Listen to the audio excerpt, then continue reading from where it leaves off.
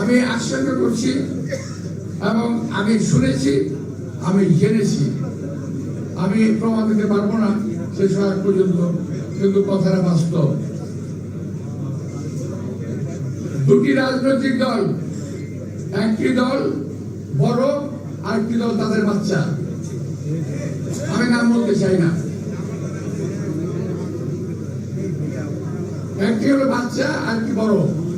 বাচ্চাদের সব স্বীকৃত হবে এবং এই ব্যাপারে তারা উচ্চ পর্যায়ে, সরকারের উচ্চ পর্যায়ের লোকজনের সঙ্গে বৈঠক করেছে। তারা কিভাবে ইঞ্জিনিয়ারিং করে এই সিদ্ধান্ত নিতে যাবে যাতে বিএনপি ক্ষমতায় আসতে না পারে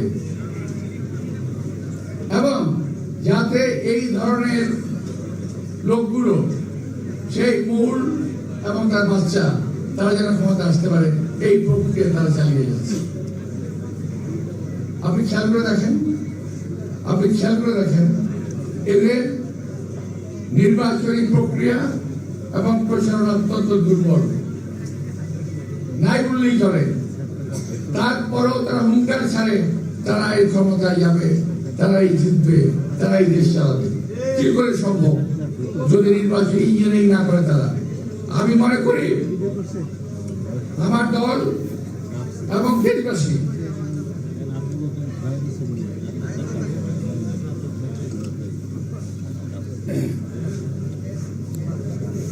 এটা বিশেষভাবে নজর দেবেন। আমাদের নেতা এবং কর্মীরা বিশেষভাবে নজর দেবেন কোন রকম ইঞ্জিনিয়ারিং করতে যেন না পারে। আজকে এখানে আমাদের নির্বাচন পরিচালনা কমিটির আহ্বায়ক সাহেব রয়েছেন, আমার শ্রদ্ধেয় নেতা নজরুল ইসলাম খান আছেন, আমাদের পার্টির সেক্রেটারি জেনারেল মির্জা ফখরুল ইসলাম আলমগীর। আমি ওনাদের কাছে বলবো, আমার এই কথাগুলোকে দয়া করে অবজ্ঞা করবেন না, কাজে লাগবে। যদি কথাটা শোনেন কাজে লাগবে, না শুনে কিন্তু ক্ষতি হয়ে যাওয়ার সম্ভাবনা আছে। আমি তো সিরিয়াসলি কথা বললাম। যাই হোক প্রিয় ভাইরা, আমি প্রথমেই বলতে চেয়েছিলাম যেটা আমি কথাগুলো আমার বক্তব্য শেষ করে দিচ্ছি, এখন আপনাদের সাথে মজা করবো। আমি সেটা হলো, আমি যখন মঞ্চে দাঁড়াই আপনার খুব স্লোগান দিলেন, তাই না? পৃথিবীতে সবচেয়ে সহজ কাজ সমাবেশ এবং স্লোগান দেওয়া, সবচেয়ে সহজ কাজ। সবচেয়ে কঠিন কাজ কোনটা? নির্বাচনে জয়লাভ করা। আমি যদি এখন প্রশ্ন করি যে আমার এলাকার অনেক লোক এখানে আছেন, আমি জানি, আপনার কোনো উত্তর দেওয়ার দরকার নাই, আমি তো বলবো আর কি, শুনে যায়। আমি প্রশ্ন করি, আপনার কটা বাড়িতে গেছেন, কটা ভোট চেয়েছেন, বলতে পারবেন? আমি জানি এটা।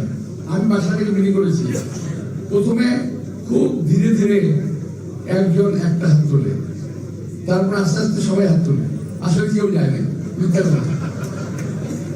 তো ভাই, আমরা তো রাজনীতি নির্ভর হয়েছি, বহু নির্বাচন করেছি, আমি জানি। তবে হ্যাঁ, 17-18 বছরের নির্বাচনের কোন প্র্যাকটিস আমাদের নাই, ফলে এটা হতেই পারে। তা আমি বলবো যে আপনারা দয়া করে যে যেখানে আছেন, যে এলাকায় আছেন, দয়া করে আগের মতো হয়তো পারবেন না, কিন্তু যতটুকু পারা যায়। বিশেষ করে আমার এলাকাতে অ্যাপার্টমেন্টের সংখ্যা এত বেশি, ডোর টু ডোর যাওয়া খুব মুশকিল, কিন্তু তারপরেও আমাদের জনবল এত বেশি আছে, ইনশাআল্লাহ আমরা চেষ্টা করি সবাই ডোর টু ডোর যেতে হবে। আপনার সবাই এলাকার, হ্যাঁ বেশিরভাগ, আচ্ছা সবাইকে যেতে হবে। লিফটেড পোস্টার সব রেডি আছে, এখন যেতে হবে। আরেকটা বিষয়, আমাদের বিরুদ্ধে কিছু কিছু ছেলেপেলে আছে যারা খুব আগে বাজে কথা বলতেছে সোশ্যাল মিডিয়ায়, দেখেছেন না? খুব আগে বাজে কথা বলতেছে। কিছু বলে গেছে, আমি তার যে বলছি, অপকর্ম করতেছে নিজেরা, চাপিয়ে দিচ্ছে বিএনপির উপরে, নিজেরা চাঁদাবাজি করতেছে, নিজেরা চাপিয়ে দিচ্ছে বিএনপির উপরে। কি দুর্ভাগ্য আমাদের, ওদের সরকার ক্ষমতায়, আর আপনার আমরা বলেন যে বিএনপি চাঁদাবাজি করে, সরকার কি করে? বিএনপির হাতে যে ক্ষমতা ছিল সেই ক্ষমতা দিয়ে এ পর্যন্ত প্রায় ৬,০০০ কোটিকে বহিষ্কার করা হয়েছে। আমি জানতে চাই কয়জন চাঁদাবাজকে সরকার গ্রেফতার করেছে? একজন চাঁদাবাজ গ্রেফতার করে নাই, কারণ তাদের সকলের চাঁদার মাপ পরিমাপ অনেক বেশি। আমি বাই নেম বলতে পারি কিন্তু বলবো না, ইলেকশন আগে তো বলবো না কে করে কার কাছ থেকে করে, সব জানি এগুলো আমরা। কিন্তু চাপিয়ে দিচ্ছে বিএনপির উপরে, বিএনপি নেতৃত্বের উপরে। ইলেকশনে আপনাদের বলার কিছু নাই। দেশের জন্য কি করেছেন বলতে পারবেন? যারা কথা বলেন, অনেকে বলে যে আমরা দুইবার বলে আওয়ামী লীগকে ভোট দিলেন, বিএনপিকে ভোট দিলেন, এবার আমাদেরকে দেন। আমাদের একবার দেখেন কেন ভাই? ৭১ আপনারা দেখি নাই কিভাবে মানুষকে তুচুকানা করেছেন, কিভাবে দালালি করেছেন, কিভাবে আমার মা বোনদের ইজ্জত হানি করেছেন, আমরা ৭১ দেখি নাই। আবার আরেকজন করে কি জানেন? ওদের বলার কিছু নাই, বলে আমরা কি একটা যোদ্ধা বলে, ওরা যোদ্ধা, একটা যোদ্ধা হয়, আমরা মুক্তিযোদ্ধা, ওরা আরেকটা যোদ্ধা। ভাই আমরা তো মুক্তিযুদ্ধে দেশ স্বাধীন করেছি, তোমরা কি স্বাধীন করেছো? তোমরা একটা অপশক্তিকে প্রধানের দেশ থেকে বিতাড়িত করেছো, ঠিক আছে, একই করি, আমি স্বীকার করি। কিন্তু আমরাও আমাদের বয়সে এক সময় এরশাদের মতো, হাসিনার মতো স্বৈরাচারের পতন কিন্তু আমরা ঘটিয়েছি। আমরা বলি নাই এই জন্য আমাদের মন্ত্রী বানাতে হবে। আর তুমি একটা পতন ঘোরাই কলে আমার মন্ত্রী বানাতে হবে। আমরা মুক্তিযুদ্ধের পর যা যা কাজে ফেরত গিয়েছিলাম, আমরা কি বলি নাই আমাদের মন্ত্রী বানাতে হবে? আমরা যা যা কাজে ফেরত চলে গেছি, আমরা কলেজে পড়তাম, ইউনিভার্সিটি পড়তাম, সে পড়াশোনা চলে গেছি।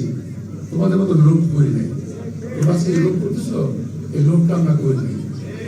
সুতরাং এত পাগল হওয়ার কি আছে ভাই?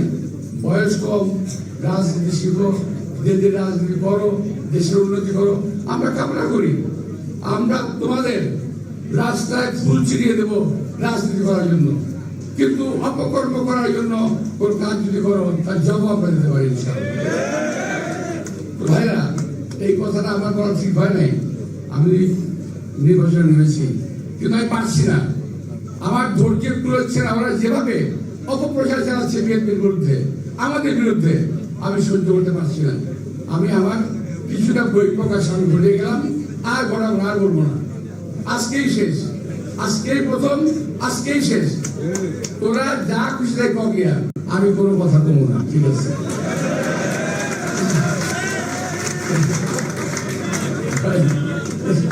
আমার আর যাই হোক, আমার গলায় সাইনবোর্ড লাগিয়ে চলতে হবে না যে আমার বাড়ি ঢাকা এবং শাহজাহানপুরে। আমার ঠিকানা আছে রে ভাই। যারা ঠিকানাবিহীন তারা বলেন আমার বাড়ির মুখ জায়গায়, আমার বাড়ির মুখ জায়গায়। আমি ঠিকানাবিহীন লোক নই, এর মাথায় রাখতে হবে। আমি এই দেশের একজন কর্মী। এই দেশকে স্বাধীন করা থেকে শুরু করে এই দেশের স্বাধীনতা সার্বভৌমত্ব রক্ষা করার জন্য যা করা দরকার সবকিছু করছি এবং জীবনের শেষ মুহূর্ত পর্যন্ত করবো ইনশাআল্লাহ। তবে এই দেশকে কোন প্রতারকদের হাতে, কোন ধান্দাবাজের হাতে, কোন কসাইদের হাতে এই দলটাকে আমরা করতে দেব, এই দেশটাকে করতে আমরা দেব না।